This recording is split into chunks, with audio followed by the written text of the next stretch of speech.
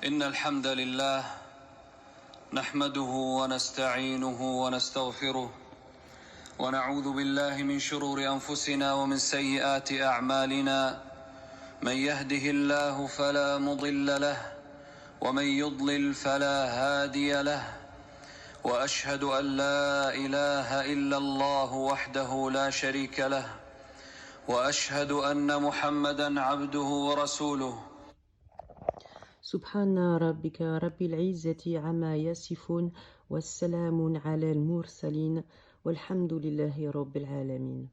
بسم الله, alhamdulillah, wassalat wassalam ala rasoulillah. Nous allons étudier aujourd'hui la sourate 74, El-Moudathir, le revêtu d'un manteau. Cette sourate a été révélée juste après la sourate El-Mouzamil, la sourate 73, qui signifie l'enveloppé.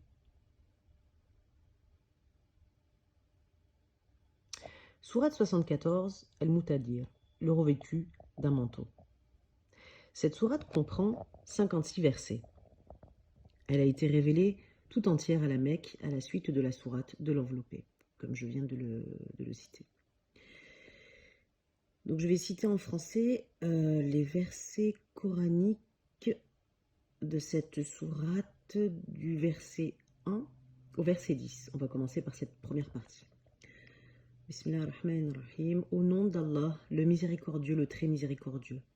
Ô toi qui te prélasses sous ton manteau, lève-toi et prêche. Exalte le nom de ton Seigneur. Tiens tes vêtements toujours propres. Évite le mal. Ne te vante pas de trop en faire. Sois patient avec ton maître. Lorsque la trompette sonnera, un jour difficile sera venu pour les incrédules. Oui, un jour pas facile. Jaber ben Abdullah rapporte que le messager de Dieu, alayhi salatu wassalam, a dit « Je fis une retraite à Hira. La retraite terminée, et au moment où je descendais, une voix m'interpella. En regardant à droite et à gauche, je ne vis rien. Puis je regardai devant moi, et derrière, et je ne vis rien. Alors je levai la tête, et je vis quelque chose. En rentrant, je dis à Khadija, radiallahu anha, qu'on me couvre de mon manteau, et qu'on verse sur moi de l'eau froide. On s'exécuta, aussitôt je reçus cette révélation. Ô toi qui te prélasses sous ton manteau, lève-toi et prêche, exalte le nom de ton Seigneur. Hadith rapporté par Al-Bukhari. Jaber rapporte aussi qu'il a entendu le messager de Dieu, alayhi salatu wassalam, parler de l'interruption de la révélation et dire « Tandis que je marchais, j'entendis une voix provenant du ciel. Je levai mon regard au ciel, je vis l'ange qui est venu me trouver dans la grotte de Hira. Assis sur une chaise entre ciel et terre, je fis effrayé et je retournai chez moi en disant « Enveloppez-moi, enveloppez-moi ». On m'enveloppa. C'est alors que Dieu fit cette révélation. Le verset « Ô toi qui te prélasses sous ton manteau, lève-toi et prêche » jusqu'au verset « Évite le mal ». C'est ainsi que la révélation continua sans interruption avec ardeur. Hadith rapporté par Al-Bukhari et Muslim. Le mal signifie les idoles, a dit Abu Salama. On peut déduire de ce hadith que la révélation a débuté quand l'ange Djibril est venu la première fois trouver le messager de Dieu, alayhi salatu wassalam, et lui dit « Lis au nom de ton maître, le Créateur. Ikra. Bismi rabbika alladhi khalaq. » Puis la révélation s'interrompit un laps de temps. Ibn Abbas a raconté El-Walid ben el-Mukhira convia les Koraïchites à un repas. Après avoir mangé, il leur demanda « Que dites-vous de cet homme ?» Certains répondirent qu'il est un magicien, d'autres un devin, d'autres un poète. On parle là du messager alayhi salatu wassalam. Puisqu'il ne fit ni l'un ni l'autre, ils conclurent enfin que ces propos sont une magie apprise que transmettent les uns aux autres. En lui faisant part de leurs paroles, le prophète alayhi salatu wassalam éprouva un grand chagrin et se blottit sous ses couvertures. Dieu à ce moment lui révéla le verset « Ô toi qui te prélasses sous ton manteau ».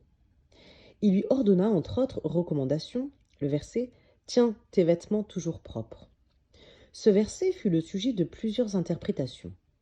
D'après Ibn Abbas, il s'agit de purifier son âme et non ses vêtements. Et dans une autre version, il s'agit d'amender ses œuvres. Selon Qatada, purifie tes vêtements des péchés. Mohammed ibn Sirin a avancé qu'il devait tenir ses vêtements toujours propres en les lavant. Ibn Zaïd a adopté cette dernière opinion et a ajouté: les idolâtres ne lavaient pas leurs vêtements, souvent pour être propres, et le messager de Dieu, alayhi salatu wassalam, fut ordonné de le faire. Quant à Saïd ben Jubayr, il a dit qu'il s'agit de purifier son cœur et d'avoir une intention pure. Le verset évite le mal.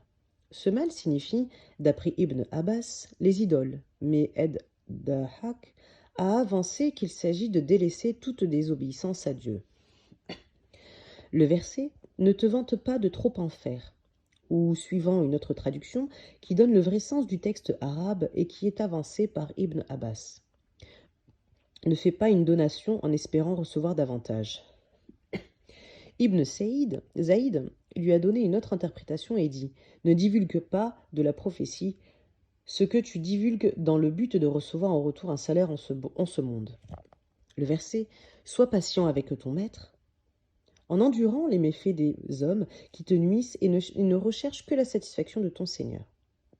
Le verset: lorsque la trompette sonnera, un jour difficile sera venu pour les incrédules. Oui, un jour pas facile. Il est cité dans un hadith que le messager de Dieu, alayhi salatu wassalam, a dit: comment pourrais-je trouver la tranquillité alors que l'ange chargé de la trompette y a mis sa bouche en inclinant la tête, attendant l'ordre d'y souffler? Ses compagnons lui demandèrent: que nous ordonnes-tu de faire, ô messager de Dieu? Il leur répondit: dites, Dieu nous suffit, il est le meilleur protecteur, nous nous fions à lui. En arabe, Hasbi Allah wa ni'mal wakil. Hadith rapporté par Ahmed et Ibn Abi Hatem. Ce jour sera certes un jour horrible et difficile pour les impies. On a déjà rapporté auparavant que le juge de Bassora fit la prière de l'aube avec les hommes parmi lesquels se trouvait Zurara ben Aoufa. Il récita cette sourate et, arrivé à ce verset, lorsque la trompette sonnera, Zurara sanglota et tomba raide mort. Nous reprenons la lecture des versets entre les versets 11 et 30 de la même sourate. En français, Bismillah ar-Rahman ar-Rahim. Laisse-moi m'expliquer avec l'homme. Je l'ai créé dépourvu de tout. Je l'ai comblé de richesses. Je lui ai donné des fils, témoins de son bonheur. J'ai tout aplani sous ses pas. Et pourtant, son envie me fait croître. Cette envie, non, il ne la satisfera pas. Lui qui est resté insensible à nos signes. Je lui ferai gravir un sentier peu commode. Ah, il suppute et ourdit des complots. Eh bien, qu'il soit pris à ses propres pièges.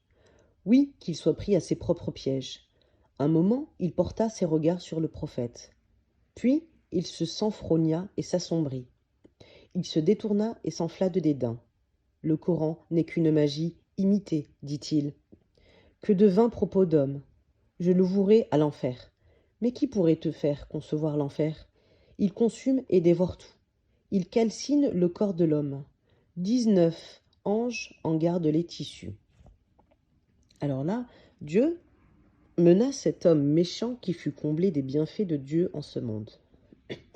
Il méconnut ces bienfaits et les échangea contre l'incrédulité en mécroyant aux versets et signes de Dieu, les traitant de mensonges. Dieu énuméra ses bienfaits. Sa mère l'a mis au monde dépourvu de tout, ni bien, ni fils. Dieu lui a donné une large fortune, des fils qui l'entourent sans le quitter ni voyager pour être loin de lui. Plutôt il reste auprès de lui pour en faire la joie de ses yeux.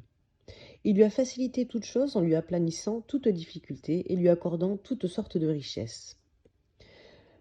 Le verset: et pourtant son envie ne fait que croître, en demandant davantage. Non, dit Dieu, il n'aura rien du tout, car il se montrait hostile à mes signes et les reniait sciemment avec force. Le verset: je lui ferai gravir un sentier peu commode. Ce sentier qui correspond au mot arabe Sarada, alors je suis pas sûre de la lecture car je lis pas très bien l'arabe, malheureusement. Astaghfirullah si je me trompe. Ce sentier qui correspond au mot arabe que j'ai cité signifie, d'après le prophète, alayhi salatu wassalam, comme a rapporté Abu Saïd, une montagne à l'enfer dont cet homme sera chargé de l'escalader. Chaque fois qu'il y mettra sa main, celui-ci fondera et reprendra son étang primitif quand il la lèvera. D'autres l'ont interprété comme étant un châtiment continuel où l'homme ne trouvera aucun repos. Le verset « Ah, il suppute et ourdit des complots ». En d'autres termes, Dieu l'épuisera dans cette montée harassante parce qu'il a pris un temps assez long pour donner son avis au sujet du Coran, en le lui demandant. Et il cherchait des inventions de chez lui pour le juger et toujours en le mésestimant. Puisse-t-il être tué à cause de ses estimations? Puis il regarda comme pour prendre son temps avant de parler. Ensuite, il se renfrogna et s'assombrit. Enfin, le verset « Il se détourna et s'enfla de dédain » en s'éloignant de la vérité pour ne plus se conformer aux enseignements du Coran en disant « Ce Coran n'est qu'une magie imitée ». Et Mohammed, alayhi salatu wassalam, ne fait que la répéter après l'avoir apprise des ancêtres. Il affirma qu'il ne renferme que la parole d'un mortel et non celle de Dieu. Cet homme était El-Walid ben El-Mughira, de la tribu Makhzoum, un des notables de Quraysh, comme on a rapporté. Et Ibn Abbas raconte, El-Walid ben El-Mughira entra chez Abu Bakr pour lui demander son avis au sujet du Coran. Ayant reçu la réponse, El-Walid sortit pour déclarer aux Qurayshites. C'est étonnant ce qu'a dit Ibn Abi Kabsha, Mohammed. Par Dieu, ce Coran n'est ni de la poésie, ni de la magie, ni des délires d'un possédé. Certes, c'est la parole de Dieu. En l'entendant, certains Qurayshites se concertèrent et conclurent. Si El-Walid se convertissait, tous les Qurayshites le suivraient. Ayant pris part de ces propos, Abu Jahl ben Hichem leur dit « Laissez-moi m'occuper de cet homme. » Il se rendit aussitôt chez El-Walid. Ce dernier lui dit « N'as-tu pas remarqué que tes concitoyens ont amassé pour toi les biens des aumônes? N'es-tu pas le plus riche en biens et enfants ?» Abu Jahl lui répondit « Il parle de toi et que tu es entré chez Ibn Abi Quhafa, c'est-à-dire Abu Bakr, pour manger chez lui. » El-Walid s'écria alors « Ma tribu tient-elle de tels propos? Par Dieu, je ne tiendrai compagnie ni à Ibn Abi Quhafa, ni à Omar, ni à Ibn Abi Kabsha. Et ce dernier, ses paroles ne sont qu'une magie apprise. » Dieu à cette occasion révéla ces versets à son prophète, alayhi salatu wassalam, le verset suivant. Laisse-moi m'expliquer avec l'homme. Jusqu'à le verset, puis il se renfrogna et s'assombrit. Un autre récit qui est pareil au hadith précité fut raconté par Ikrima. As-Soudi, quant à lui, raconte quand les Qurayshites se sont réunis pour prendre une attitude commune vis-à-vis du prophète, en lui donnant l'épithète qui lui convient avant que les autres Arabes viennent pour faire le pèlerinage, et ainsi ils pourront les éloigner du prophète. Certains d'entre eux dirent « C'est un poète », d'autres répondirent « C'est un devin », d'autres « Un magicien », enfin d'autres « Un possédé ». Comme Dieu en parle dans ce verset, vois tout ce à quoi ils te comparent, ils sont égarés, ils ne savent plus dans quel sens s'orienter. Ils avancèrent leur proposition alors que El-Walid pensait à ce qu'il devait dire. Il a réfléchi, il a décidé, puis il a regardé, a pris un air sombre, puis il s'est renfrogné et dit enfin « Le Coran n'est qu'une magie imitée, que de vin propre d'homme. » Le verset « Je le vouerai à l'enfer » qui le cernera de tous les côtés. Et pour montrer la gravité de sa menace, Dieu poursuivit « Mais qui pourrait faire concevoir l'enfer ?»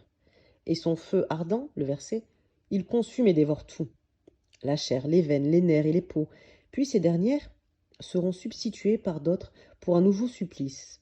Ainsi les damnés ne connaîtront ni une vie ni une mort définitive. Le verset « Il calcine le corps de l'homme en le rendant noir comme une nuit sombre. » Les anges surveillants de l'enfer sont au nombre de 19. On rapporte que certains juifs demandèrent l'un des compagnons du messager de Dieu, alayhi salatu wassalam, au sujet des gardiens de la géhenne, et il leur répondit « Dieu et son messager sont les plus savants. » Un homme se rendit alors chez le prophète, alayhi salatu wassalam, pour lui en faire part.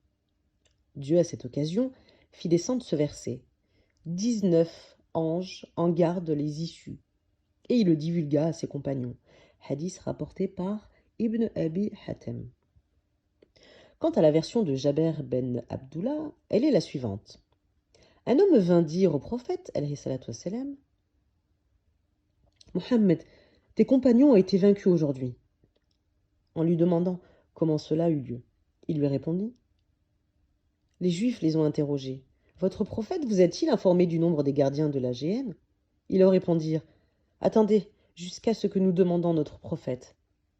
Le messager de Dieu, alayhi salatu wassalam, s'écria alors, des hommes sont-ils vaincus si on leur demande au sujet d'une chose qu'ils ignorent?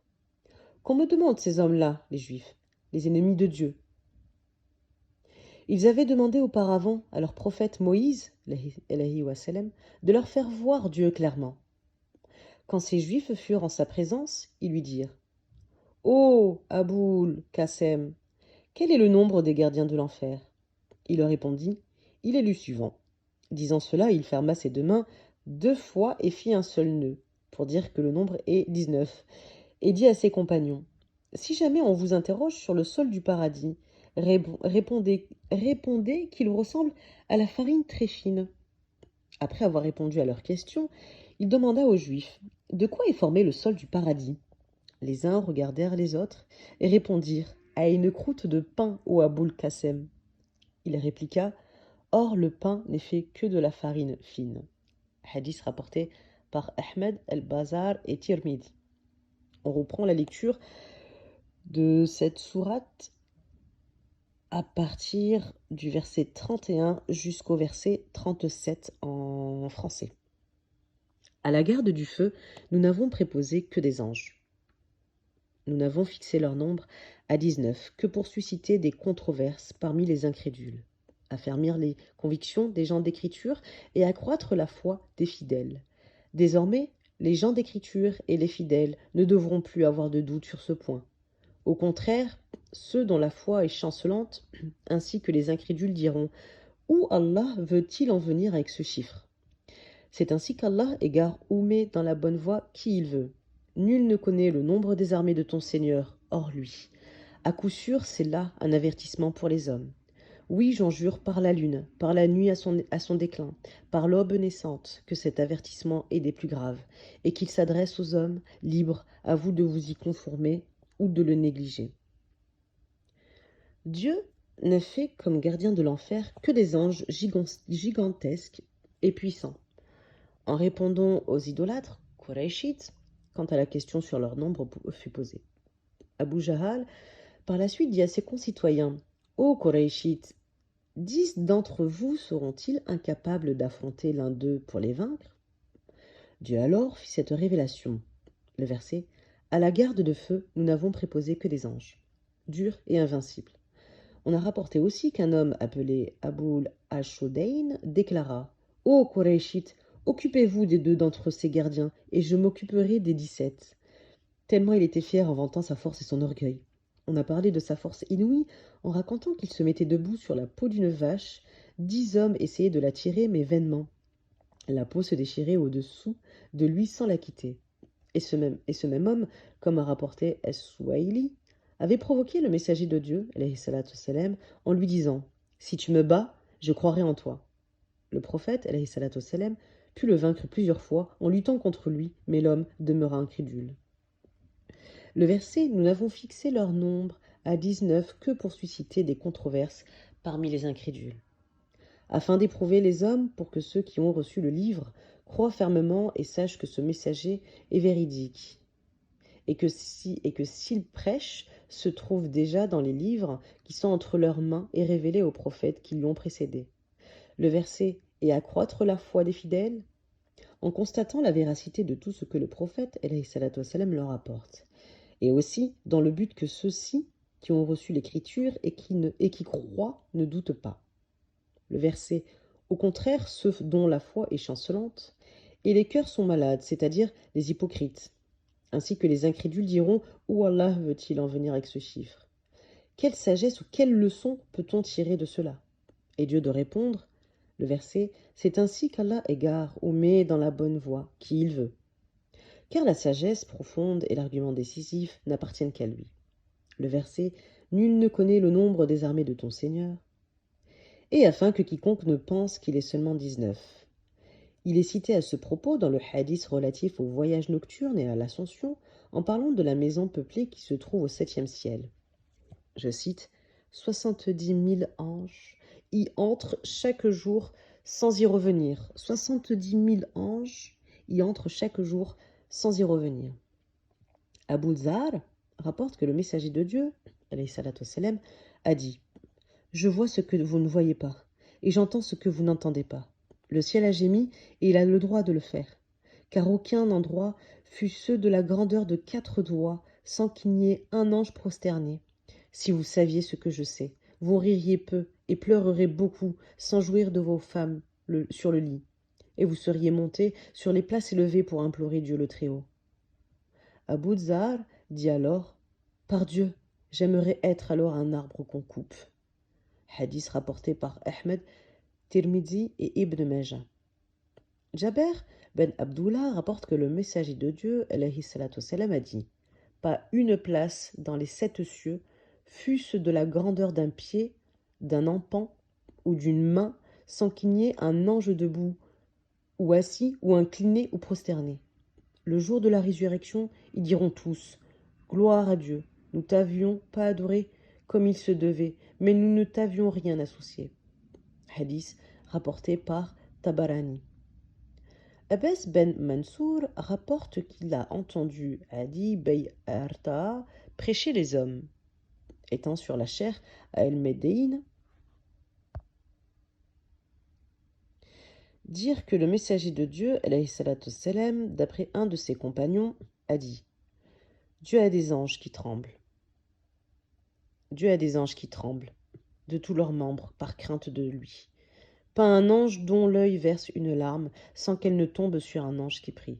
Il en est des anges qui se sont prosternés depuis le jour où Dieu a créé les cieux et la terre, sans lever la tête, et ils ne la lèveront qu'au jour de la résurrection. Quand ils le feront, ils regarderont la face de leur Seigneur. À lui la puissance et la gloire, et diront « Gloire à toi, nous ne t'avons pas adoré comme il se doit. » Hadith rapporté par Mohammed ben Nasser. Reprenons la lecture de cette sourate à partir du verset 38 jusqu'au verset 56. Bismillahirrahmanirrahim.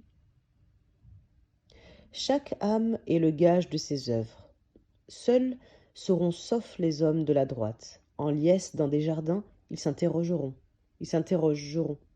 au sujet des coupables. Pourquoi êtes-vous en enfer? Ils répondront, parce que nous n'avons pas prié. Nous n'avons pas recouru le pauvre. Nous avons pactisé avec les méchants. Nous avons nié le jour de la résurrection, jusqu'au moment où nous nous sommes trouvés devant l'évidence. Aucune intercession ne leur servira. Pourquoi se dérobent-ils à nos avertissements, semblables à des ânes effarouchés fuyant un lion?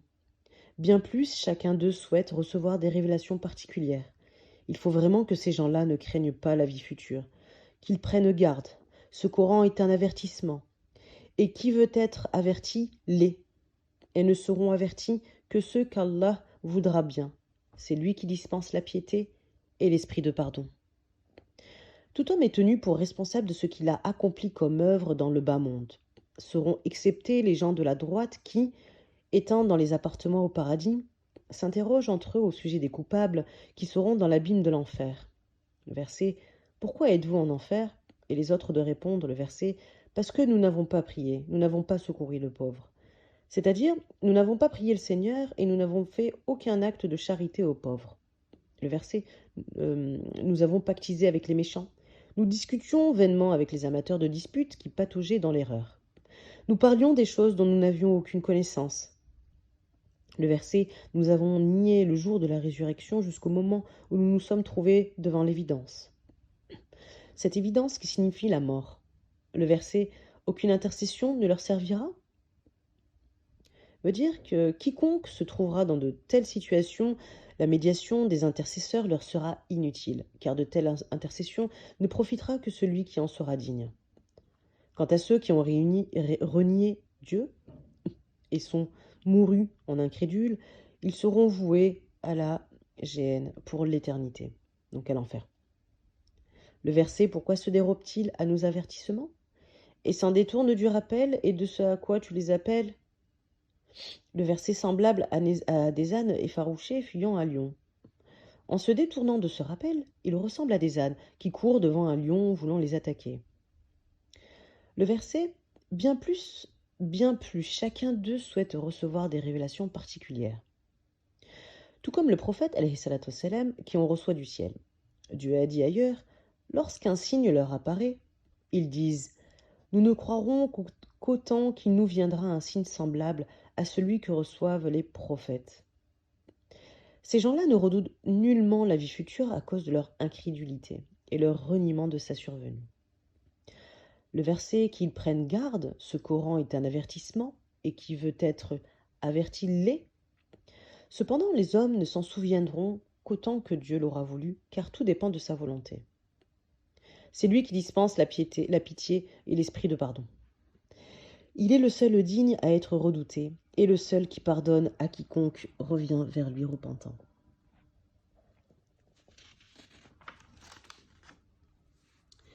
Subhanaka Allahumma wa bihamdik ashhadu an la ilaha illa ant astaghfiruka wa atubu ilayk. La ilaha illa ant wahdahu la sharika lah. Allahu al-mulku wa lahu al-hamdu wa huwa ala kulli shay'in qadir. Gloire et pureté à toi, ô Seigneur, et à toi la louange. J'atteste qu'il n'y a pas d'autre divinité que toi. Je te demande pardon et me repens à toi. Il n'y a d'autre divinité qu'Allah, l'unique, sans associer, à lui la royauté, à lui la louange, et il est capable de toutes choses.